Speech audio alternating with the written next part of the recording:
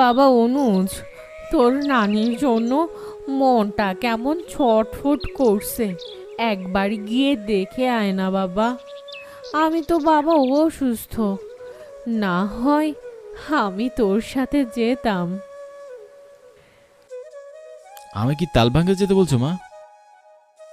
পরীক্ষা তো শেষ, আজ না হয় একটু যা, তোর নানিকে দেখে আয়, কাল না হয় চলে আসবি। ঠিক আছে মা। তার আগে বাজার থেকে গিয়ে একটা ইলিশ মাছ নিয়ে আয়, তোর নানি ইলিশ খেতে খুব পছন্দ করে। ঠিক আছে মা, আমি এক্ষুনি যাচ্ছি।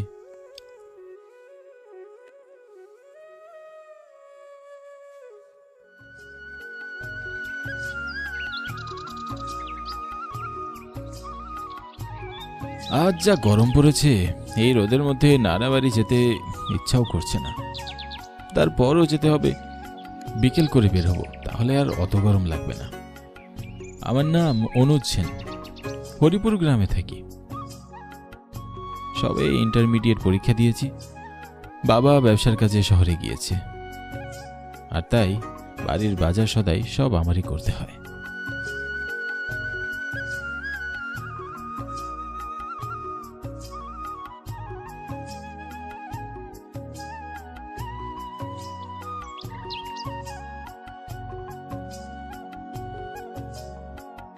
হাঁটতে হাঁটতে আমি হরিপুরের হাটে চলে এলাম।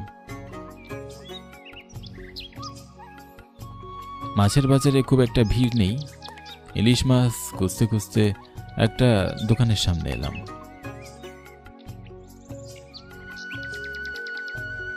বাজারের সব থেকে বড় মাছটা নিয়ে আমি তালডাঙ্গা গ্রামের উদ্দেশ্যে রওনা হই। তালডাঙ্গা গ্রামে যেতে হলে আমাকে নদীপথ পাড়ি দিতে হবে। আমি বিকেলের দিকে তালডাঙ্গা গ্রামের উদ্দেশ্যে বেরিয়ে পড়েছিলাম। এখন সন্ধ্যা ঘনিয়ে এসেছে। এই গ্রামটা একেবারেই নির্জন নিস্তব্ধ এক গ্রাম। গ্রামে জনসংখ্যাও খুবই কম। এখানে বিদ্যুৎ এসেছে মাত্র 2-1 বছর হবে। নানা বাড়ির অবস্থা তেমন একটা ভালোও নয়। বড় মামার একার উপার্জনে পুরো সংসার চলে, তাই বাবা প্রতি মাসে অল্প কিছু টাকা দিয়ে সাহায্য করে। ছোট মামা শহরে পড়াশোনা করে। মামার চাকরি হলে তাদের অত কষ্ট আর থাকবে না। আকাশ কুসুম চিন্তা ভাবনা করতে করতে আমি নানার বাড়ির উঠানে চলে এলাম।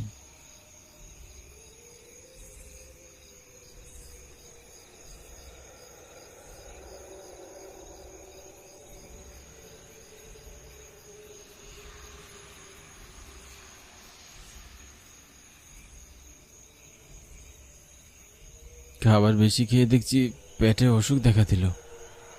গ্রামের বাড়িতে বেশ তাড়াতাড়ি ঘুমানো হয়। রাত 8টার মধ্যে খাওয়া দাওয়া শেষ করে আমি শুয়ে পড়ি। কিন্তু রাত আনুমানিক 12টার দিকে আমার ঘুম ভেঙে যায়। প্রচণ্ড বাথরুমের চাপ পেয়েছে, কিন্তু নানার বাড়ির শৌচাগার বাড়ি থেকে বেশ দূরে, আর তাই আমি নানু বাড়িতে মোটেও আসতে চাই না। পুরো বাড়ির সবাই গভীর ঘুমে আচ্ছন্ন। আমি ধীরে ধীরে বাড়ির দরজা খুলে বাইরে এলাম।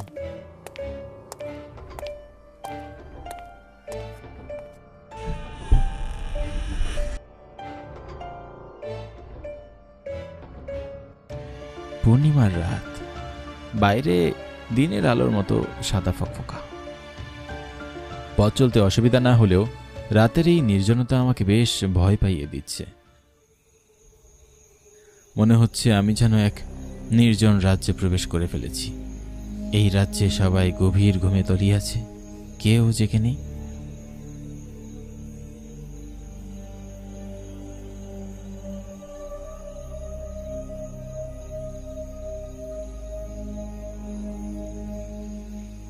আমি বাড়ি থেকে কিছুটা দূরে চলে আসি।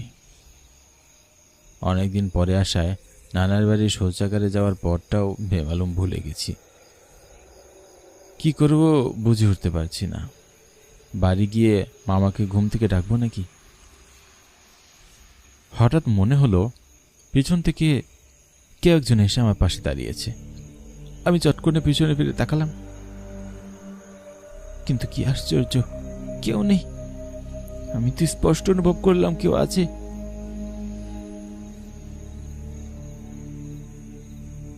হঠাৎ পাশ দিয়ে হনহন করে কেউ একজন হেঁটে গেল।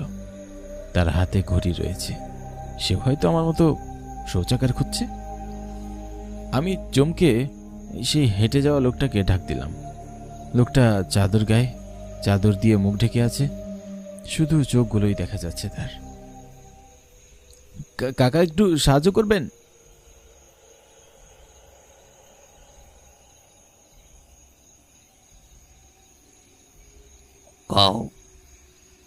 আমাকে একটু শৌচাগারটা কোন দিকে দেখিয়ে দিবেন? আমার সাথে আসো, আমি ওদিকেই যাচ্ছি। আমি লোকটার পিছনে পিছনে যেতে থাকি।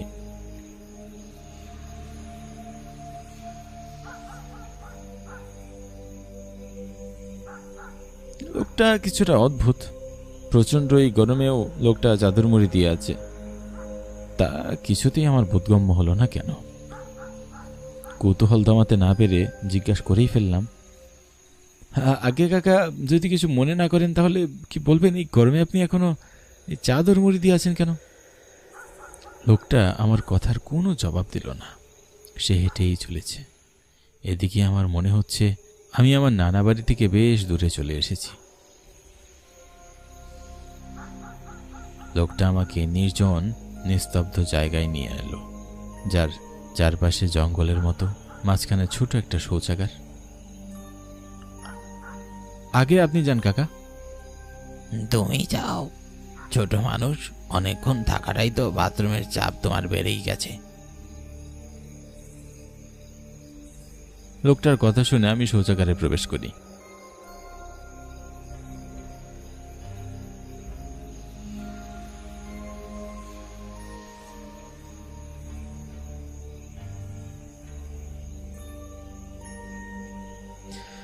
বেশ কিছুক্ষণ পর বাইরে আসি, কিন্তু বাইরে এসে আমি আর কাউকেই দেখতে পাই না।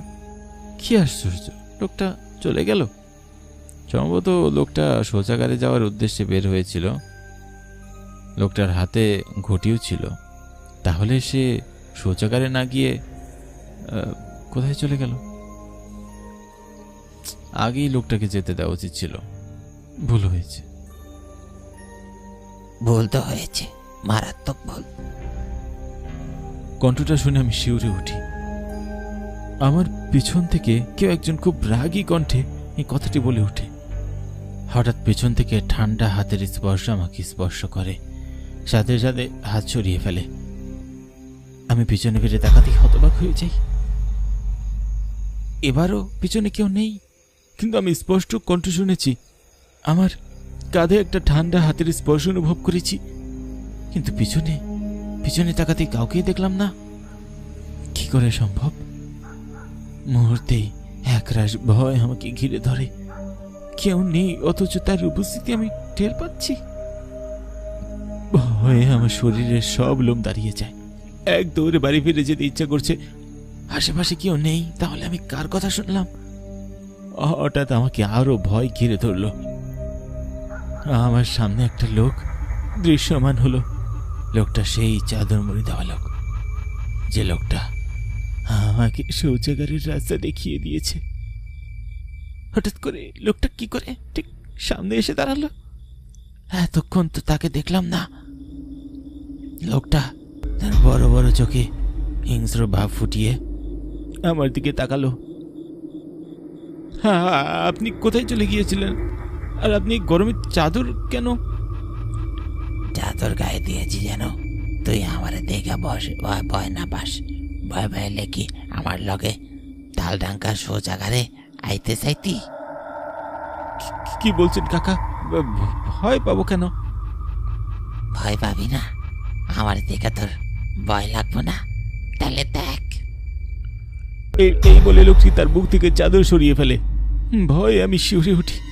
কি ভয়ানক, কি বিভৎস দেখতে এই লোকটি। গলা কাটা, গলা থেকে টপ টপ করে রক্ত পড়ছে। চোখগুলো মুহূর্তে আগুনের জ্বলন্ত শিখার মতো জ্বলছে। আমি প্রচন্ড ভয়ে আটকে উঠি। ভয় আমার হাত থেকে ঘুটিনি নিচে পড়ে যায়। আমাকে জেনে দিন, আমি খুবই ভয় পাচ্ছি কাকা। কইছিলাম না আমারে দেখলে তো ডর লাগবো। ডরে তো এন কিছুই ধাস নাই। অনেক কষ্ট পাইয়া মরছি, কিন্তু আমার থেকেও বেশি কষ্ট দিয়ে আমি তোরে মারবো। আমি কি করে ক্ষতি করেছি? আমাকে কেন মারবেন কাকা? আমি কি কারো ক্ষতি করছিলাম? আমারে মারলো কেন? গলা কাটা মুরগির মতো আমি ছটফট করছিলাম, কিন্তু এই গ্রামের কে আমার বাঁচাইতে হয় নাই। আমি কিছু চাই না, আমাকে যেতে দিন। যাইতে দিলে এত কাহিনী কেন করলাম ক? অশরীরটার বিভৎস হাসির শব্দ আমার বুকে হাতুড়ি পিটানোর মতো লাগছিল। আমি এই দৃশ্য আর বেশিক্ষণ দেখতে পারবো না। মাথা ঘুরছে আমার। আমি বুঝি এখনই জ্ঞান হারিয়ে পড়ে যাব। তুই ছোট মানুষ, তোরে এত কষ্ট দিয়ে মারবো না। গলা কাটলে খুবই যন্ত্রণা লাগে। আমি তোরে গলা চাইবা মারবো, তারপর তোর শরীরে সব রক্ত চুইসা তোর এই পরিত্যক্ত শৌচাগারে ফালাই রাখবো। অশরীরটির কথায় প্রচন্ড ভয় পেয়ে আমি ঠকঠক করে কাঁপতে থাকি।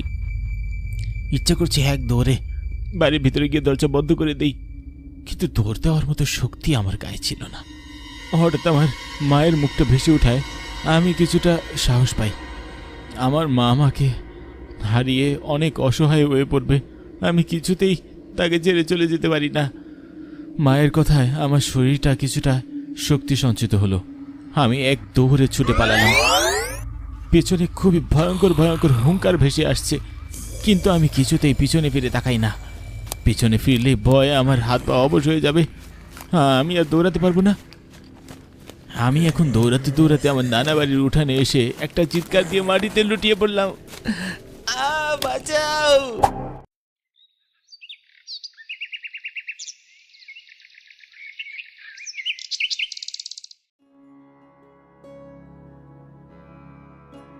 সকালের দিকে আমার জ্ঞান ফিরে আসে। আমি এই খাটের একপাশে আমার বলায় মামাকে বসে থাকতে দেখি। রাতের সব ঘটনা আমার মনে পড়ছে। বিভৎস সব ঘটনা মনে পড়তেই আমি রাতের মতো ভয় পেয়ে কেঁপে উঠি। সবাইকে সব খুলে বলি। সব শুনে বালাই মামা আমাকে যা বলে তা শুনে আমি রীতিমতো অবাক হয়ে যাই। তোর এত রাতে বাথরুমে যাওয়া একেবারেই উচিত হয়নি। তুই আমাকে ডাকবি না। তুই কাল রাতে যে শৌচাগারে গিয়েছিলি সেটা তালডাঙ্গার পরিত্যক্ত শৌচাগার। সেই শৌচাগারে কেউ যায় না। বলো কি? তাহলে তোমরা কোন শৌচাগার ব্যবহার করো? বাড়ির পিছনের দিকে আমরা একটা শৌচাগার করেছি। তালডাঙ্গার শৌচাগার 1 মাস আগে এই গ্রামের নিতাই ব্যবসায়ী বিভৎস লাশ পাওয়া যায়। কয়েকজন মিলে তার গলা কেটে খুন করেছে তাকে। বালাই মামার কথা শুনে আমি আতকে উঠি। নিতাই ব্যবসায়ীর হাটে একটা বড় শাড়ি কাপড় দোকান আছে। দুর্গাপূজার আগের রাতে নিতাই ব্যবসায়ীর বেচা কেনা ভালো হয়। দোকান বন্ধ করতে করতে অনেক রাত করে ফেলে। সে যখন বাইরে ফিরছিল তখন এই গ্রামের কিছু ছিনতাইকারী রাস্তায় ওত পেতেছিল। যেতে যেতে নিতাই ব্যবসায়ীর বাথরুমের চা পেলে সে তালডাঙ্গা শৌচাগারে যায়, কিন্তু সেখান থেকে আর বেরোতে পারেনি। সেখানেই ছিনতাইকারীরা তার টাকা পয়সা সব লুটে তার গলা কেড়ে ফেলে ওখানে রেখে দেয়। খুবই লোমহর্ষক ঘটনা। ছিনতাইকারীদের বিচার হয়নি? নিতাইয়ের হত্যার প্রতিশোধ সে নিজেই নিয়ে নিয়েছে। একইভাবে সেই ছিনতাইকারীদের তালডাঙ্গা শৌচাগারে মেরে ফেলে রেখে গেছে। তারপর থেকে তালডাঙ্গার শৌচাগারটি পরিত্যক্ত অবস্থায় পড়ে আছে। দিনের বেলাতেও মানুষ ওই দিকে যেতে ভয় পায়। সবাই নিজের বাড়ির কাছে এই শৌচাগার তৈরি করেছে। বালাই মামার কথা শুনে নিতাই ব্যবসায়ীর জন্য মনটা বেশ খারাপ হয়ে গেল। আজকাল মানুষ কিছু টাকার জন্য এমন অমূল্য জীবন কেড়ে নিতে উদ্বিধাবোধ করে না। মানুষের জীবনের থেকে কি টাকার মূল্য এতই বেশি? আমি দুপুরের খাওয়া দাওয়া করেই আমার বাড়ি হরিপুরের উদ্দেশ্যে রওনা হই। মামা থেকে যেতে বলেছিল, কিন্তু ওই ভৌতিক জায়গায় আমি আর থাকতে চাই না। এই ঘটনাটা আমি কখনোই ভুলতে পারবো না।